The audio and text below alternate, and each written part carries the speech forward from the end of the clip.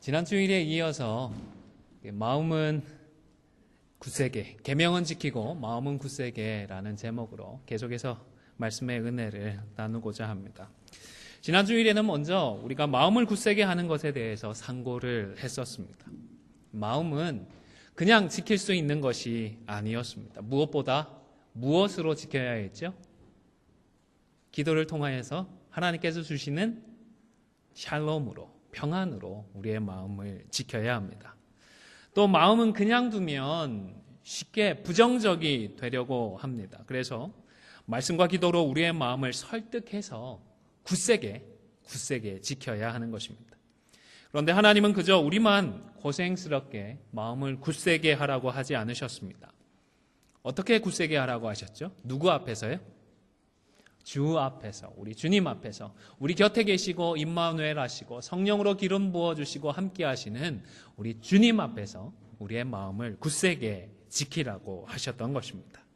자, 그러면 말씀을 어떻게 굳세게 할 수 있을지에 대해서 오늘 주신 말씀을 가지고 계속해서 함께 상고를 하고자 합니다. 오늘은 특별히 우리 신앙인의 양심이라고 하는 표현을 자주 쓰게 될 것인데 마음이라고 생각을 하셔도 크게 차이는 없을 것입니다. 첫 번째로 성도 여러분, 말씀으로 우리의 신앙을, 우리의 마음을 날카롭게 준비하시고 그리고 뿐만 아니라 동시에 우리 모두를 지킬 수 있는 안전한 마음의 그 칼집을 말씀으로 준비해 두시기를 바랍니다. 19절의 말씀은 성경을 보시면 어떤 단어로 시작을 하죠? 이로써, 이로써라는 단어로 시작을 하고 있습니다. 18절에 말씀한 대로 행함과 진실함으로 사랑을 하면 이것을 통하여서 그것을 행하는 사람들이 진리에 속한 줄을 안다라는 것입니다. 그리고 이 말씀 뒤에 마음을 주 앞에서 굳세게 하리라는 말씀이 있는데 또 20절 말씀을 계속해서 보시면 20절은 어떤 단어로 시작을 하지요? 이는, 감사합니다. 이는이라고 해서 마음을 굳세게 할 수 있는 이유나 근거를 말씀을 합니다. 그런데 이게 무슨 말인가 하는 생각부터 좀 드실 수도 있을 것 같습니다. 우리 개역개정 성경에서는 우리 마음이 혹 우리를 책망할 일이 있어도 라고 번역을 하고 있는데 아마 공동번역 성경이 훨씬 더 번역을 원래 의미를 잘 살려서 번역을 한 것 같습니다. 공동번역에서는요, 우리가 양심을 가책받을 때에도 라고 번역을 했습니다. 우리는 우리의 양심이나 마음을 예민하게 훈련을 해야 합니다. 하나님의 음성에 민감하게 반응을 하기 위해서입니다. 아마 지금까지 살아오시면서 다른 사람들에 대해서는 잘도 비판을 하면서 정작 자신이 어떻게 말하고 어떻게 행동하는지 전혀 모르는 듯이 살아가시는 분들을 만나신 적이 있으실 줄로 압니다. 자기가 어떤지를 알면 정말 저렇게 말하고 저렇게 행동할 수 있을까 싶으셨을 것입니다. 예수님의 말씀을 가지고 다른 사람의 말과 행동에 대해서는 잘도 판단을 하는데 어찌하여 형제의 눈 속에 있는 티는 보고 내 눈 속에 있는 뭐는 깨닫지 못한다고요? 들보는 깨닫지 못하느냐 말씀하시는 그 주님의 말씀은 깨닫지를 못하는 것입니다. 여러분, 우리는 성경을 읽고 설교를 들으면서 아무개에게 주시는 말씀이 아니라 누구에게 주시는 말씀으로 받아야 하죠? 나에게 주시는, 아멘입니다. 감사합니다. 나에게 주시는 말씀으로 받아야 하는 것입니다. 무엇보다 내게 주시는 하나님의 음성을 들어야 합니다. 내게 주시는 하나님의 말씀을 듣기 위해서 우리는 우리의 마음과 우리의 양심을 예민하게 훈련을 해야 하는 것입니다. 그런데 양심을 날카롭게 훈련시키는 것은 마치 양날의 검을 날카롭게 갈아두는 것과도 같다 했습니다. 하나님 앞에서 그리고 하나님의 말씀 앞에서 우리는 한없이 부족하기 때문입니다. 하나님이 정말로 비교할 수 없을 정도로 거룩하시고 완전하시기 때문에 하나님 앞에서는 우리가 아무리 노력을 하고 아무리 애를 써도 고개를 숙일 수밖에 없는 것입니다. 아무리 애를 써봐도 도저히 그 하나님의 거룩하심에, 완전하심에 도달할 수 없어서 절망스럽기도 하고 고통스러운 것입니다. 그래서 우리의 양심이 예민해지면 예민해질수록, 우리의 양심이, 우리의 마음이 날카로워지면 날카로워질수록 부족한 우리 자신 때문에 우리는 견딜 수가 없고 괴롭게 되는 것입니다. 사도 바울도 그러했습니다. 로마서 7장 24절에서 바울이 자신의 심령을 어떻게 토로했는지 아실 줄로 압니다. 함께 읽어볼까요? 시작. 오라, 나는 곤고한 사람이로다. 이 사망의 몸에서 누가 나를 건져내랴. 바울은 이렇게 한탄하였습니다.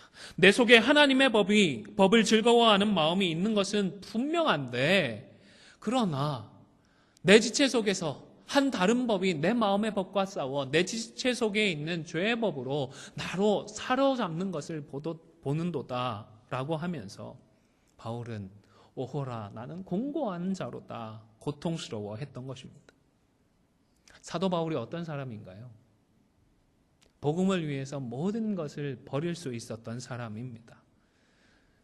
어떤 시련이 있고 어떤 핍박이 있고 어떤 고난이 있더라도 묵묵히 하나님의 그 귀한 말씀을 위하여서, 복음을 위하여서 순종하며 나아갔던 사도 바울입니다. 과연 누가 사도 바울을 향하여서 비난하고 책망할 수 있을까 싶지만 정작 바울 자신은 그의 예민해진 양심으로 스스로 괴로움을 겪고 고통을 토로하고 있었던 것입니다. 예민해진 양심으로 상처를 받고 있었던 것입니다. 여러분, 한국 대학생들 중에서 혹시 제일 열등감으로 고생하는 학생들이 어느 학교를 다니는지 아십니까? 서울대학교에 다니는 학생들이 열등감으로 제일 고통을 많이 받고요. 정신과 치료를 제일 많이 받는다고 합니다. 고등학교 때까지는 대부분 1등, 2등을 하고 칭찬을 받았을 것입니다. 그런데 잘한다 얘기만 듣다가 대학교에 들어가니까 어떻습니까? 전국에서 내노라 하는 아이들만 모여서 그 속에서 다시 1등부터, 다 1등만 있는 것이 아니라 1등부터 또 어떻게 되죠? 또 꼴등이 나오는 것입니다.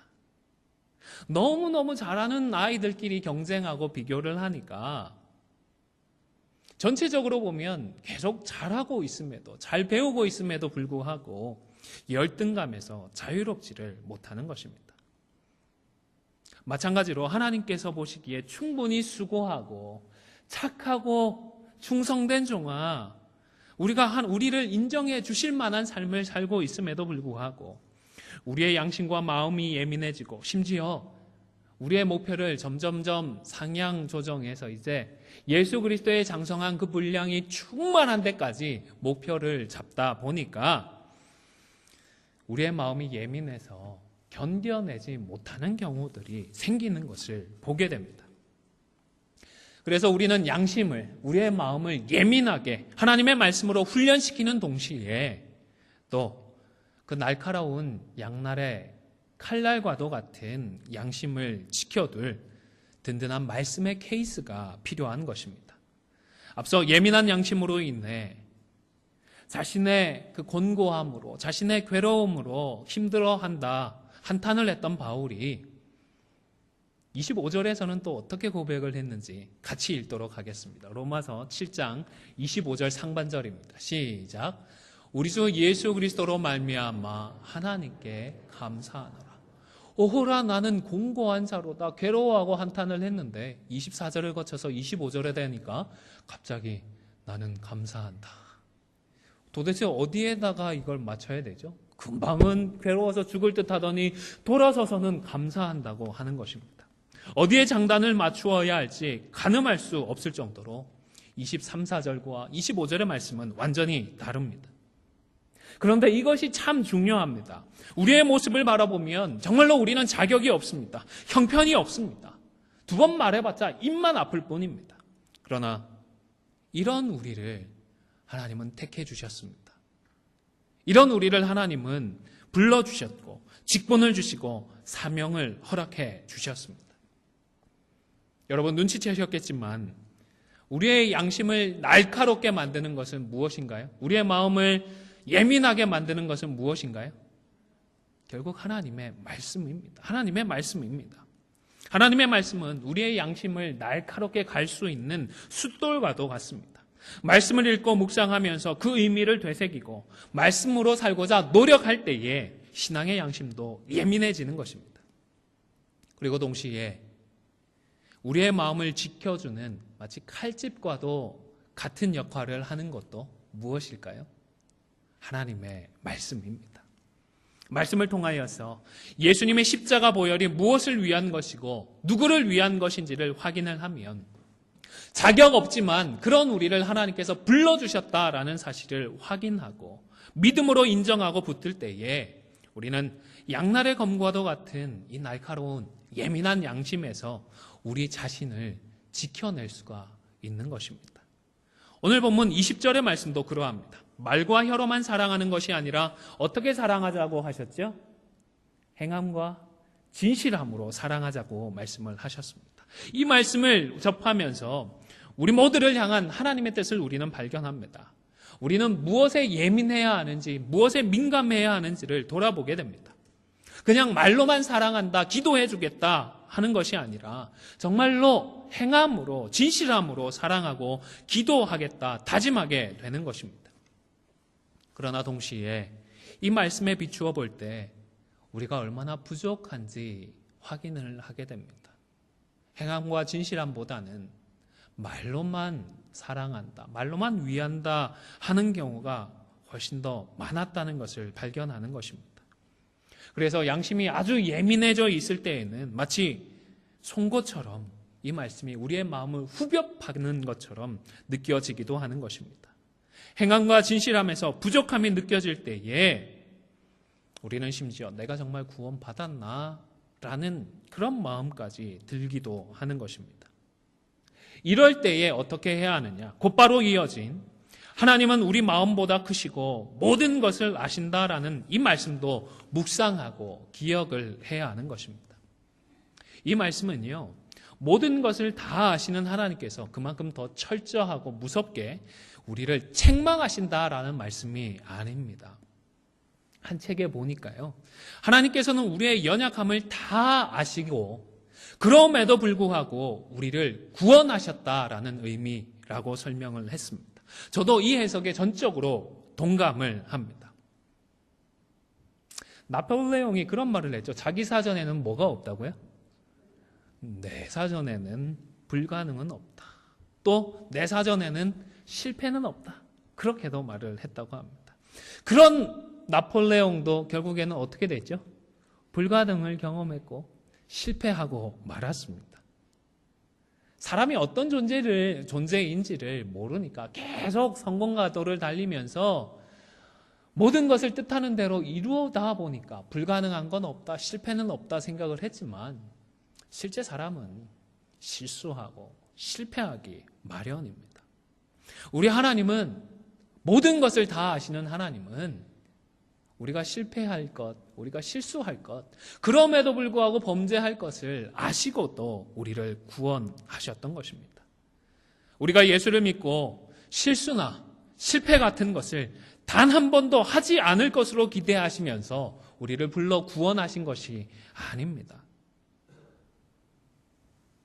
크고 모든 것을 다 아시는 하나님 앞에서 염치 없어 괴로워할 만큼 많은 실수를, 많은 실패를 할 것을 아시고도 하나님은 우리를 구원의 자리로 불러주셨던 것입니다. 여러분, 걸음마를 배우는 아이들을 바라보면서 부모님들이 어떤 생각을 할까요?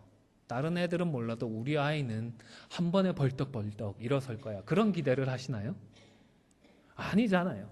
분명히 저거 금방 또 넘어지면서 머리를 깨지는 않을까 걱정하면서 지켜주려고 조마조마하면서 바라보시지 않습니까?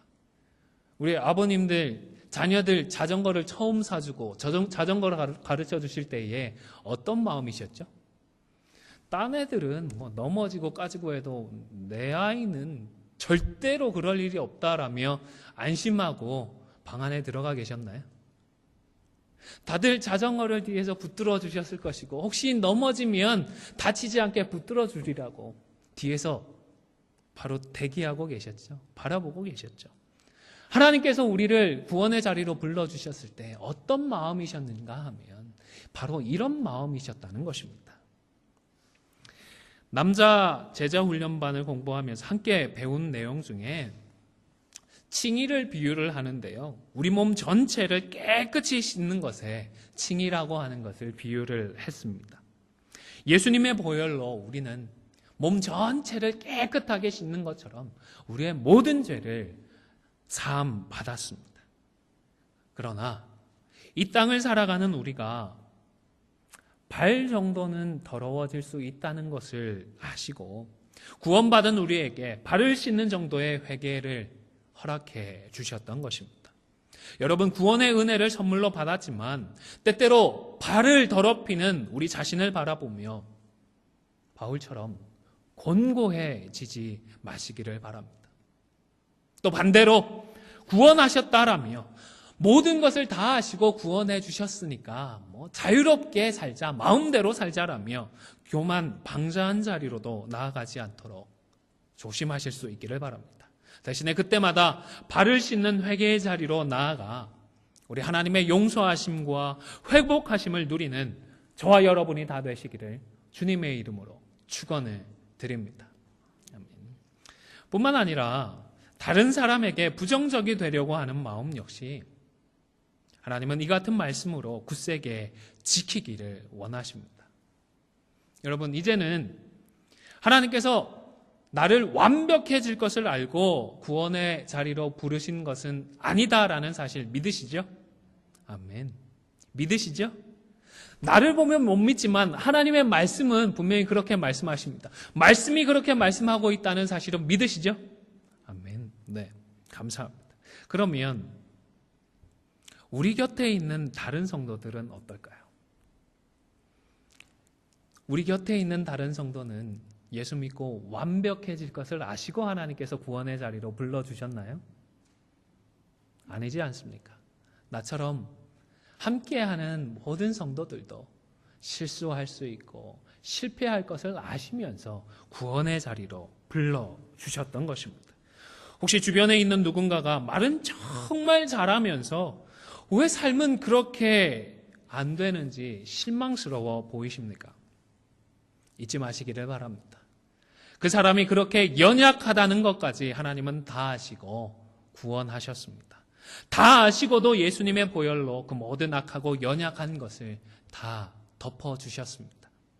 심지어 정말 가망 없어 보이는 그러한 인생조차도 하나님의 자녀로 변화시킬 수 있다라는 그 자신감을 하나님은 십자가를 통하여서 보여주셨습니다. 그래서 자신이 약하다, 내가 정말 연약하다, 솔직하게 인정하고 정직하게 하나님 앞에 고백을 하는 자에게 하나님은 그렇게 심령이 가난한 자를 치료하시고 회복시켜 주시는 것입니다. 이번 주간에 안경과 모자라는 제목의 한 글을 제가 이메일로 받았습니다. 전혀 알지 못하는 분인데 어떻게 보내주셨더라고요. 혹시 여러분들도 좋은 글이나 책이 있으면 저한테 메시지나 이메일이나 카톡으로 종종 보내주시면 감사하겠습니다. 이번 이야기의 주인공은 한 노부부입니다. 이 두 분이 식당에 가서 식사를 하시고 이제 식사를 마친 후에 다시 가던 길을 떠났습니다. 차를 타고 한참을 가기 시작을 했는데 그런데 할머니가 운전하는 할아버지께 미안한 표정으로 식당에 안경을 두고 왔어요 라고 말을 하셨다고 합니다. 어쩔 수 없이 할아버지는 차를 돌려서 식당을 향해 운전을 하셨습니다. 그런데 그냥 가시면 좋을 텐데 할머니에게 계속 싫은 소리를 하셨습니다. 정신 좀 차리고 살지, 요즘 기름값이 얼마나 비싼데 돈 귀한 줄 모르고 언제까지 이렇게 나를 귀찮게 하겠느냐며 핀잔을 주시면서 차를 운전하셨습니다. 그런데 어찌된 일인지 식당에 가까워지자 할아버지의 이 핀잔이 갑자기 뚝 끊어지더랍니다. 멈추더니 조용해졌습니다. 할머니가 생각을 했습니다. 이상하다. 이 사람 잔소리는 끝까지 갈 텐데 어찌된 일이지 오늘따라 이렇게 빨리 끝나지. 드디어 식당에 도착해서 할머니가 내리시려고 하자 할아버지가 속삭이듯이 아주 친절하고 공손하게 한마디를 하셨습니다. 제목이 뭐였다고요? 안경과 모자였습니다. 할멈, 이왕이면 내 모자도 같이 갖다 줘요. 글을 주신 분이 그 뒤에 덧붙였습니다. 내가 화를 내는 것은 너만 잘못했다고 생각하기 때문입니다. 그런데 조금 지나서 다시 생각을 해보면 나도 잘못했습니다. 나는 절대 잘못한 것 없다는 생각은 실수한 사람을 용서하지 않습니다. 한 번도 실수하지 않고 한 번도 잘못한 일이 없는 사람은 교만의 함정에 빠지게 됩니다. 나처럼 살지 못하는 사람을 향해 분노를 바라게 됩니다. 남의 실수는 곧 나의 실수를 경고하는 것입니다. 다른 사람의 허물과 잘못은 나를 바른 길로 인도하는 교훈입니다. 남의 잘못을 통해 내가 잘못하지 않고도 같은 실수를 하지 않을 수 있습니다. 실수는 혼내고 다툴 문제가 아니라 이해하고 함께 풀어가야 하는 숙제입니다. 나의 실수를 통해 나는 수용하고 위로하는 것을 너의 실수를 통해 나는 수용하고 위로하는 것을 배워야 합니다. 남의 실수를 혼내고 불평하고 끝내면 너와 나 모두에게 독이 되지만 실수를 함께 풀어가면 더 돈독한 우정의 연결고리가 됩니다. 이 글을 쓰신 분이 의도했는지는 잘 모르겠지만 오늘 본문에서처럼 우리를 구원하시고 우리를 교회로 함께 하도록 하신 하나님의 말씀이 잘 표현되는 글인 것 같습니다. 사랑하는 성도 여러분, 하나님은 우리 마음보다 크시고 모든 것을 다 아시는 분이십니다. 나도 얼마나 연약한지를 다 아시고 그리고 다른 지체도 얼마나 부족한지를 다 아시면서 사랑하셔서 구원의 자리로 불러주시는 하나님을 기억하며 그 하나님의 마음을 헤아려 나 자신도 지킬 뿐만 아니라 다른 성도들까지 우리의 날카로워진 양심에서 잘 보호해주는 우리 모두가 되실 수 있기를 주님의 이름으로 축원을 드립니다. 두 번째로 무엇보다 구원받은 은혜에 감사하여서 계명을 지키셔야 합니다. 이제 21절에서는 하나님의 마음을 온전히 헤아리고 마음을 굳세게 한 사람은 하나님 앞에서 담대할 수 있다라고 말씀을 합니다. 말씀으로 자신이 얼마나 부족한지를 정직하게 바라볼 수 있습니다. 그리고 동시에 그럼에도 불구하고 이 모든 것을 다 아시고 구원해 주신 하나님의 마음을 헤아리기 때문에 십자가를 의지해서 보좌 앞으로 나아갈 수 있는 담력을 얻게 되는 것입니다. 여러분, 하나님의 마음을 헤아리고 하나님 앞에 담대하게 나아가는 성도는 과연 무엇을 구할까요? 하나님 앞에 나아가 무엇을 기도하게 될까요? 사도 요한은 우리가 하나님의 계명을 지키고 하나님이 기뻐하시는 것을 행할 수 있도록 기도하기를 기대한 것 같습니다. 22절 말씀을 함께 읽도록 하겠습니다. 시작. 무엇이든지 구하는 바를 그에게서 받나니 이는 우리가 그의 계명을 지키고 그 앞에서 기뻐하시는 것을 행함이라. 이 22절의 구조는 계명을 지키고 기뻐하시는 것을 행하는 성도는 무엇이든지 구하는 바를 구해서 받게 된다라는 말씀인데, 하나님의 마음을 헤아리고 담대함을 얻어서 계명을 지키고 기뻐하는 것을 행할 정도의 성도는 그저 이 땅에서 잘되고 형통하는 그런 기도의 제목으로 간구하는 것에 그치지 않는다는 것입니다. 결국 계명을 지키고 하나님의 말씀을, 하나님을 기쁘시게 하는 성도는 그 하나님의 뜻을 따르고 그 뜻을 이루는 삶을 살도록 기도해서 이러한 기도의 응답을 받게 된다는 것입니다. 그래서 사도 요한은 23절부터 그 계명이 무엇인지를 말씀을 합니다. 그의 계명은 이것이니 곧 그 아들 예수 그리스도의 이름을 믿고, 예수 그리스도의 이름을 믿는 것이 첫 번째 계명이고요. 그리고 두 번째는 그가 우리에게 주신 계명대로 어떻게 하라고요? 서로 사랑하라. 사랑하라고 말씀을 하는 것입니다. 여러분, 우리가 지키고 우리가 행할 수 있도록 기도해야 하는 첫 번째 계명은 하나님의 아들이신 예수 그리스도의 이름을 믿게 해달라는 것이고, 둘째는 서로 사랑하게 해달라는 것입니다. 자격 없는 우리들이지만 예수 그리스도께서 십자가에 달려 죽으시고 부활하심으로 우리는 구원을 받게 되었습니다. 그리고 자기 자신이나 다른 지체의 부족함을 판단하고 정죄하면서 괴로워하고 고통받지 말고 그럴 시간에 오히려 더 사랑하라고 말씀을 하시는 것입니다. 물론 괴롭습니다. 우리의 자신의 부족함이나 다른 지체의 흠 때문에 괴롭고 힘이 듭니다.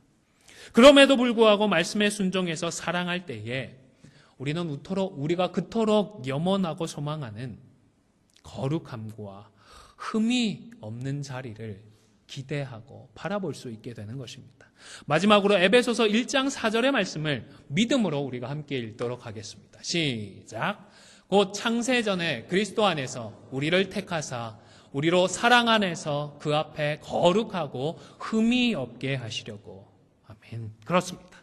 잊지 마시기를 바랍니다. 거룩하고 흠이 없게 되는 것은 비판하는 말을 통해서가 아닙니다. 정죄하는 손가락을 통해서가 아닙니다. 무엇을 통해서입니까? 사랑입니다. 사랑 안에서 우리는 거룩하고 흠이 없어질 수 있습니다. 아무쪼록 주신 말씀대로 믿고 서로 사랑함으로 주님은 우리 안에, 또 우리는 누구 안에요? 우리는 주님 안에 거하는 이 신령한 복을 풍성하게 누리는 저와 여러분이 되시기를 주님의 이름으로 간절히 축원을 드립니다.